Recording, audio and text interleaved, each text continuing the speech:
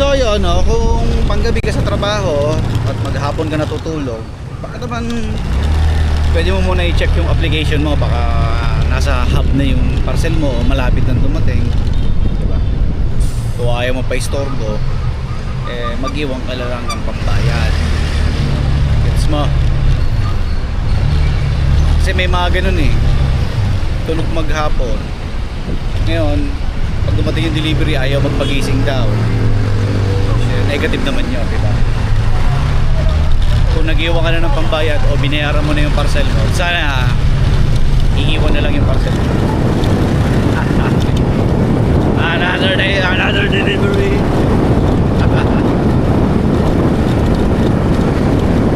So yun, paalala lang yun sa mga tulugin paghapon. Naiintindihan ko kayo, sana naiintindihan nyo ako.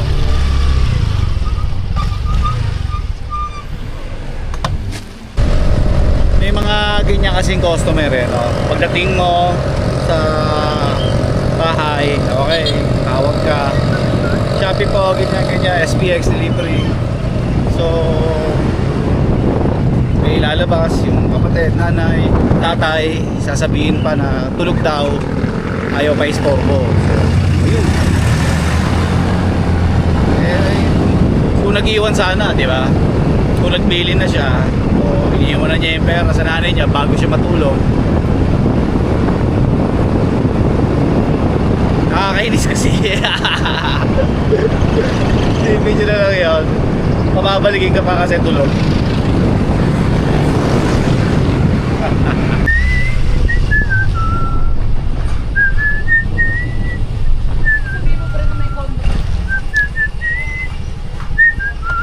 SPX delivery.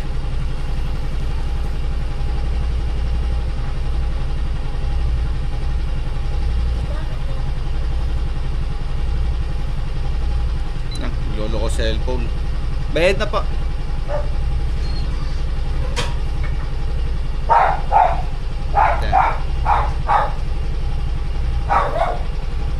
Thank you. Kasi ako guys, napakarami kong customer na panggabi, mga nagko-call center. Kasi etong area ko ay napapalibutan ng call center, iCor, Teletech, Apni. Tatlong call center nandito. So mostly dito sila nangungupahan. Pero yung iba naman bayad na lagi. Kadalasan sa kanila puro bayad na. Yung iba COD, pero madali namang gisingin, no? Kasi pinaliwanag ko sa kanila dati na ayan, pag mag-deliver nga ako maghapon, so kailangan nilang i-receive. Hindi sila pwede magalit sa akin o na-istorbo sila. Deliver muna. 1, 3, 5, 7.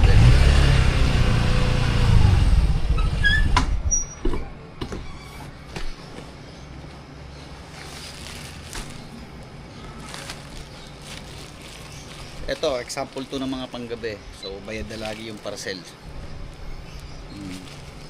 Lulusot ko na lang.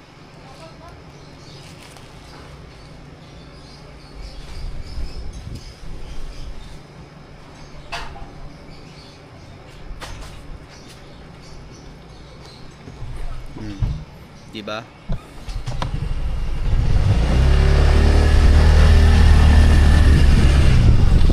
Init, grabe.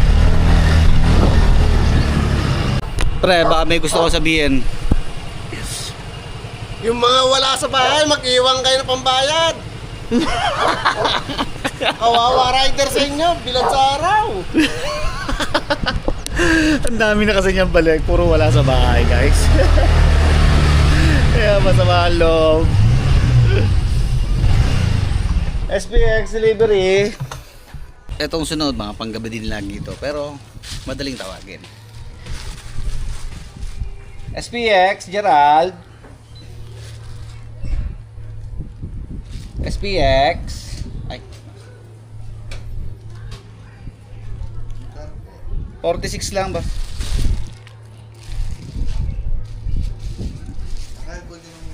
Okay na ta? Ay, salamat boss. Thank you po. Yan ang sounds. Keep the change.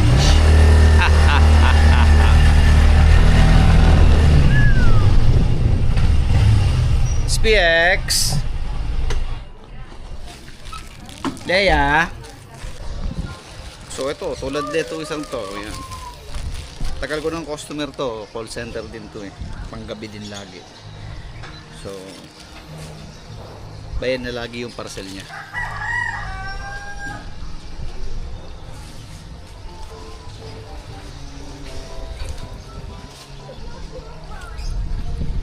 Lusot na lang. Ay, may delivery nga pala ako kay Kano, lumampas ako. Delivery dito. Shopee, try.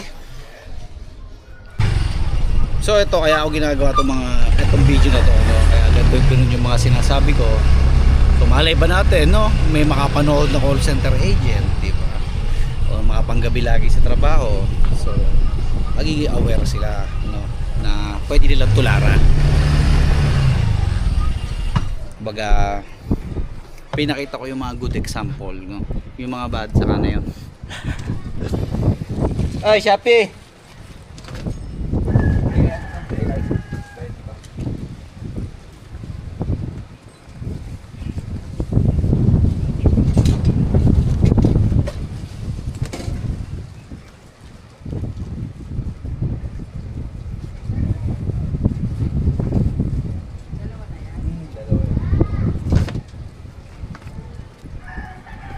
I must go. Ay, nalaglag.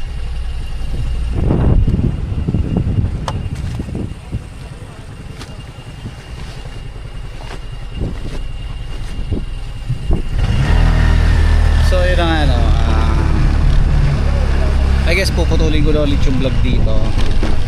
No, mag-shoot naman ako ng pang reels. Okay, mga pang reels.